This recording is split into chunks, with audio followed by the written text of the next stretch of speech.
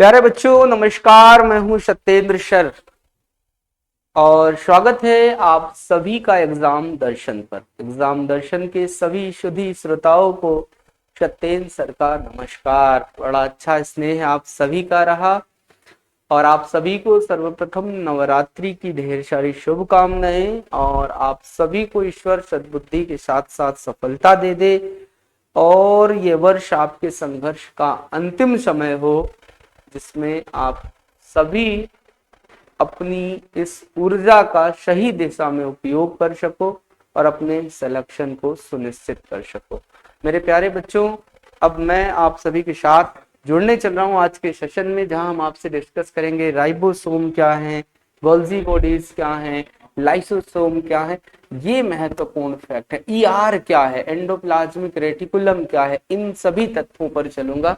आइए जरा देखते हैं। सबसे पहले मेरी बात आप सभी से होगी ईआर पर। एंडोप्लाज्मिक रेटिकुलम, पूरा नाम अंतःप्रद्रव्ययी जालिका। आप सभी को पता है कि अंतःप्रद्रव्ययी जालिका को हम ईआर कहते हैं और इसका स्थान जो देखोगे तो ये कोशिका झिल्ली और इधर देखो केंद्रक झिल्ली, दोनों के बीच में देखने को मिल रही। यही बात आपको मैं यहाँ दिखाऊंगा, क्योंकि हमने पहले से ही बना दिया है, डायग्राम को सजा दिया है। फिर मैं अभी आपको इसके बारे में भी बताऊंगा। स्मूथ एंडोप्लाज्म ये दो पार्ट में बट जाती हैं, एससीआर और आरईआर में। आप देख पा रहे हो आरईआर केंद्रक झिल्ली के पास है, तो वहीं एससीआर कोशिका झिल्ली के पास है। बोलो हाँ या नहीं। मेरे बच्चों, इस बात को तुम्हें ध्यान रखना कि इसे स्मूथ एंडोप्लाज्मिक रेटिकुलम कहते हैं, इसे रफ एंडोप्लाज्मिक रेटिकुलम कहते हैं। स्मूथ एंडोप्लाज्मिक का मतलब चिकनी अंतःप्रद्रव्ययी जालिका, और ये जो चिकनी अंतःप्रद्रव्ययी जालिका है इसका स्थान कोशिका झिल्ली के पास होता है। कहाँ? कोशिका झिल्ली के पास होता है। और कंसंट्रेट करते चलना। आर ई आर जो देखने को मिलेगा मेरे भाई, वो आपको केंद्रक झिल्ली। जरा डायग्राम को वॉच करो। एक संरचना हमने बनाई है कि सर ये सेल है, सेल के अंदर हमने एक पीले रंग की संरचना देखो जो बना रखा है, जिसको मैं इसे थोड़ा सा पूरा कंप्लीट ग्रीन कर देता। ठीक है, आप देखें ध्यान से। इसके बाहर है ये पीले रंग की कवरिंग दिख रही है, केंद्रक है, कोशिका का सबसे बड़ा भाग। तो मुझे ये ध्यान रखना कि कोशिका का ये सबसे बड़ा आदमी होता है, कोशिका का सबसे बड़ा भाग होता है। इस चीज का तुम्हें ध्यान रखना है, ठीक है। अब चूंकि मुद्दा इस बात का है कि बात कोशिका की ही चल रही है, तो मुझे तुम बताना कि कोशिका विभाजन की प्रक्रिया में, समसूत्री विभाजन की प्रक्रिया में सबसे ज्यादा समय कौन लेता है और सबसे कम समय कौन लेता है, ये बात मुझे तुम बता देना। क्लियर? दूसरा, मुझे क्वेश्चन बताना, डाउन सिंड्रोम में गुणसूत्रों की संख्या कितनी होती है, ये बता देना। और एक मुझे बता देना, पटाऊ सिंड्रोम में कौन सा जोड़ा प्रभावित होता है। क्वेश्चन याद रखे रहना, बताना आप ही को है। डाउन सिंड्रोम में कौन सा जोड़ा प्रभावित होता है बच्चे? अब देखो ध्यान से, इसके ऊपर हमने एक कवरिंग बना के रखा था और इस कवरिंग को केंद्रक झिल्ली कहा था। ये कोशिका अगर माना था सफेद वाली लाइन को, तो अंदर जो पिंक वाली लाइन है कोशिका झिल्ली है। इस कोशिका झिल्ली और इस केंद्रक झिल्ली के बीच में ध्यान दोगे, ये आपकी संरचना दिख रही है, ये वाली ये ग्रीन कलर की, ये संरचना आपकी क्या है सर? ये ई आर है। और इस ई आर को दो भागों में देख रहे हैं, एक हमारी ऐसे ऐसे ऐसे ऐसे ऐसे है, ऐसे है, देख पा रहे हो। और एक संरचना देखोगे तो कुछ ऐसी दिख रही होगी, ये देख रहे हो ना। ये जो संरचना हमें ऐसी दिख रही है, ये हमारा आर ई आर है, क्योंकि ये रफ सरफेस को रिप्रेजेंट करती है। और ये हमारा बच्चों एस सी आर है। मेरे प्यारे बच्चों, इस आर ई आर के बीच में ही ये सबसे छोटा आदमी कोशिका का दिखाई दे रहा है। इस आदमी का नाम राइबोसोम है। और उम्मीद के मुताबिक आप डायग्राम में भी इसी बात को देख पा रहे होंगे, ये ध्यान रखो। देखो राइबोसोम यहाँ पर है और हमने यहाँ ला करके लिखा राइबोसोम। देखो गौर से, ये आदमी जो है इसको हटा दो। ये देखिए, ये वसा और प्रोटीन के अणु थे जो कोशिका के अंदर फैले हुए थे। तो राइबोसोम आप, अब राइबोसोम किस हिस्से में है बच्चों? आर ई आर वाले हिस्से में सर राइबोसोम दिख रहा है। लेकिन ये SCR वाले में नहीं दिख रहा है। और ये हमारे एग्जाम का एक अच्छा क्वेश्चन बनता है कि कोशिका के किस भाग में राइबोसोम प्रेजेंट है, अंतः प्रद्रव्यी जालिका के किस भाग में प्रेजेंट है। तो जरा देखो यहाँ अंतः प्रद्रव्यी जालिका का कौन सा भाग है, SCR। तो SCR में लिखा है राइबोसोम्स SER में नहीं पाया जाता। देखो यहाँ क्रॉस किया हूं, मतलब यहाँ प्रेजेंट नहीं है बच्चों। लेकिन राइबोसोम कोशिका के इस पार्ट में अगर आप वॉच करोगे तो आपको देखने को मिल रहा है कि सर इस पार्ट में राइबोसोम मिला, किसमें, RER में।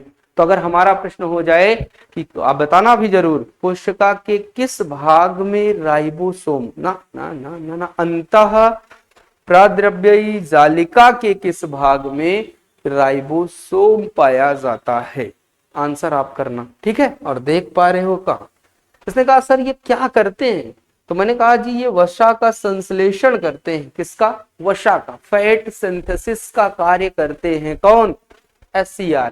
एस का मतलब होता है स्मूथ, और स्मूथ का मतलब होता है चिकना। जैसे सर में या गाल में तेल लगा लो तो चिकना लगता है ना, तो वसाएं चिकनी होती है, ऐसे याद रखना। तो भैया ER का कौन सा भाग वसा संश्लेषण करता है, तुम ये बताना। अच्छा दूसरा, एस्टेरॉइड हार्मोन का निर्माण SCR करती हैं। क्या बच्चों, एस्टेरॉइड हार्मोन। कमेंट करके बताना कि कौन कौन से हार्मोन ऐसे हैं जो एस्टेरॉइड हैं। तो सभी एस्टेरॉइड हार्मोन हमें कमेंट करके जरूर बताना, इंतजार करूंगा तुम्हारा। और मत इंतजार कराना किसी को इतना कि वक्त को फासलों पर अफसोस हो जाए, और कल क्या पता आप बात करना चाहो और सामने वाला खामोश हो जाए। तो ये ध्यान रखना है हमें, क्या ये स्टेरॉइड हार्मोन कौन से हैं, ठीक है। दूसरी बात, RER में मैंने कहा रफ का मतलब खुरदुरा या खुरदुरी, और ऑलरेडी राइबोसोम पाया गया बच्चों। राइबो शब्द इस दुनिया में जहां तुम पा जाना उसका ब्याह करा देना, किससे सर, सर प्रोटीन से कराऊंगा, जी हाँ। यह ध्यान रखना, it is helpful in a protein synthesis, या प्रोटीन के संश्लेषण में महत्वपूर्ण भूमिका निभाने का काम करता है, and that's it.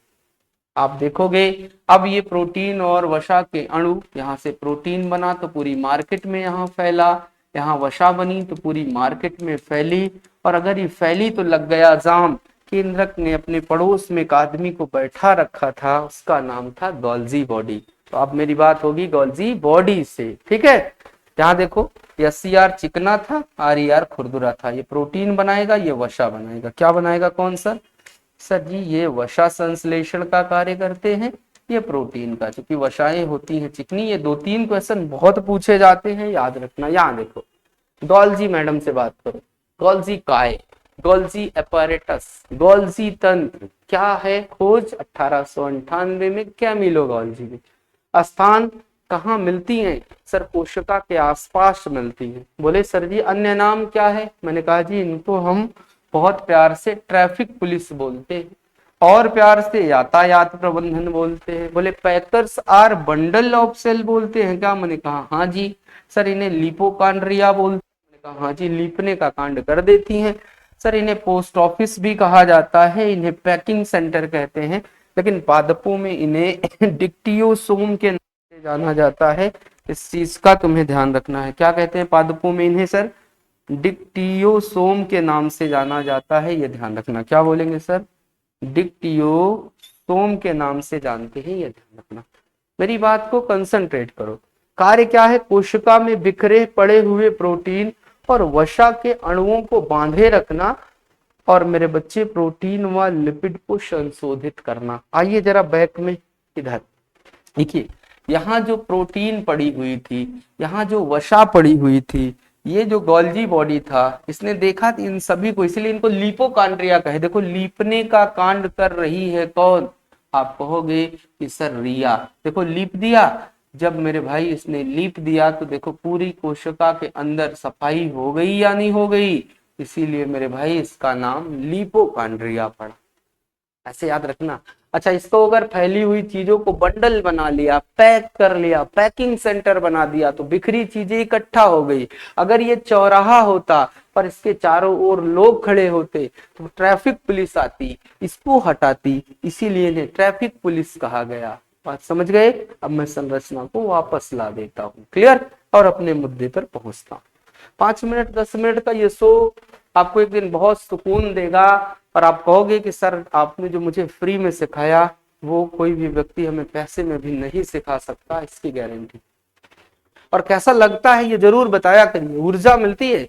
Message comment कर दिया करो कि बढ़िया पढ़ा रहे हो मास्टर, अच्छा करो और बढ़िया बढ़िया बहुत बढ़िया, कुछ लिखा करें, ऊर्जा आती है। कमेंट्स किया करें, शेयर कर दिया करें, लाइक वाइक कर दिया करें, सब्सक्राइब भी कर दिया करें ठीक लगे तो।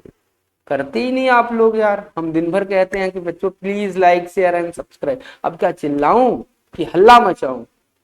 अगर आप नहीं बढ़ाओगे तो फिर हमारा दम टूटेगा, क्योंकि कोई चीजें बढ़ती हैं तो मन लगता है ना कि बच्चे इंटरेस्ट ले रहे हैं, कंटिन्यू करो, अन्यथा एग्जाम में 24 तो है ही, हम तो वहीं पढ़ा ले भला, इतने ही टाइम नहीं है। फिर भी तुम्हें एक वीडियो डेली देता हूं कि आप कुछ ना कुछ जरूर सीखो। आओ, तो कार्य क्या है? कोशिका में बिखरे पड़े हुए प्रोटीन और वसा के अणुओं को बांधे रखना, प्रोटीन और लिपिड को संशोधित करना, पैकेजिंग का काम है, लाइसोसोम के निर्माण में मदद करता है, कोशिका झिल्ली के निर्माण में सहायता करता है, कोशिकीय परिवहन में भी मदद करता है।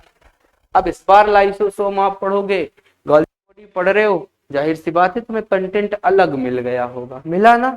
मिलेगा, अलग चीजें मिलेंगी।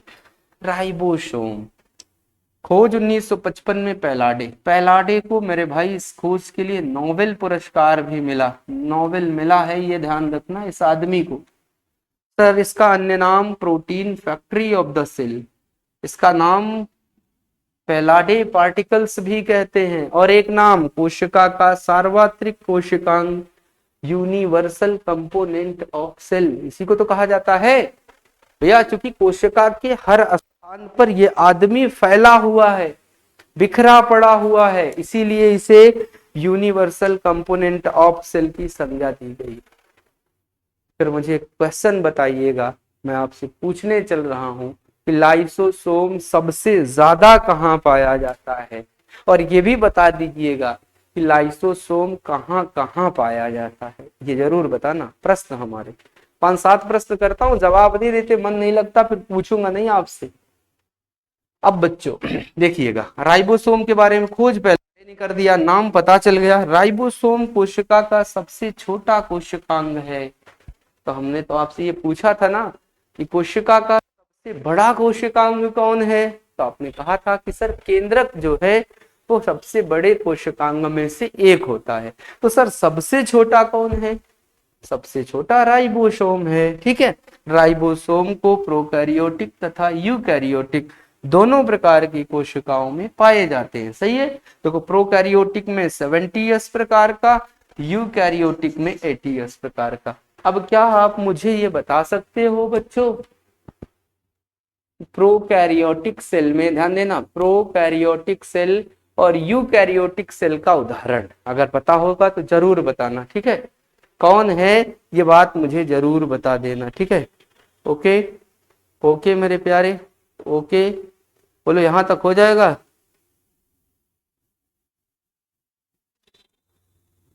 ओके बच्चे ध्यान दे अगले क्वेश्चन पर।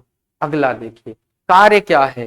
कार्य कह रहा है प्रोटीन के संश्लेषण में सहायता करना, अमीनो अम्लों को जोड़ने में मदद करता है ना। आपने देखा था क्या कि sir amino acid, amino acid, फिर अमीनो एसिड, और ऐसे करते करते मेरे बच्चे आपने ये पढ़ा था ना कि एक अमीनो एसिड से शुरू होकर के dot dot dot dot 20 amino acid जब आपस में मिल जाती हैं तो आपने कहा कि सर जी एक प्रोटीन का निर्माण हो जाता है, ये ध्यान रखें। तो एक प्रोटीन के निर्माण में कितने अमीनो एसिड होते हैं ये बता देना बच्चों ना, और हमें ये भी बता देना कि दो अमीनो एसिड के मध्य में कौन सा बॉन्ड होता है। पूछा गया है, अभी पूछा गया था एग्जाम में लेटेस्ट। तो दो अमीनो एसिड के मध्य में कौन सा बंध होता है ये बताना जरूर, ठीक। सुनो ध्यान से, इसने कहा कि सर अमीनो अम्लों को जोड़ना, ये बताओ अगर इस अमीनो एसिड को इसने न जोड़ा होता, इसके आगे को न जोड़ा होता, तो अमीनो एसिड को अमीनो एसिड से जोड़ने का काम कौन करता है? आंसर करना सर, राइबोसोम्स करता है।